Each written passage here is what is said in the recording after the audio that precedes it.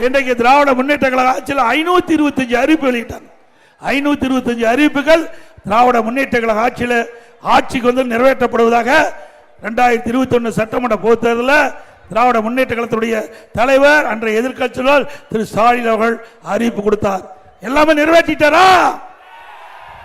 எப்பொழுது பார்த்தாலும் பேசுகிறார். 98% திமுக அறிவிப்பு நிறைவேற்றப்பட்டதாக ஒரு பொய்யான செய்தியை வெளிப்படுத்திட்டு இருக்கிறார் திரு ஸ்டாலின் அவர்களே.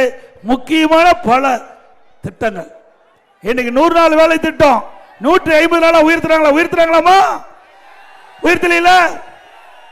அது பணி புரிகின்ற ஊழியர்களுக்கு சம்பளம் உயர்வுனாங்க, கொடுத்தாங்களா? அதே போல மாதந்தோறும் கேஸ் சிலிண்டருக்கு 100 ரூபாய் மானியம் கொடுத்தாங்களா? நம்முடைய இளைஞர்கள் கல்விக்காக வங்கியில் வாங்கிய கடன் ரத்து பண்ணாங்களா?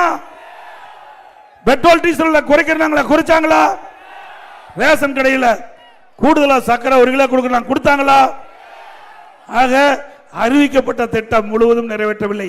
ஒரு 10% அறிவிப்புகள் தான் நிறைவேற்றப்பட்டிருக்கிறது என்பதை இந்த நேரத்தில் எண்ணி பார்க்க வேண்டும். திராவிட முன்னேற்ற கழக ஆட்சி வந்த பிறகு விண்ணை முட்டுகின்ற அளவுக்கு உணவுப் பொருளுடைய விலை உயர்ந்து போச்சு.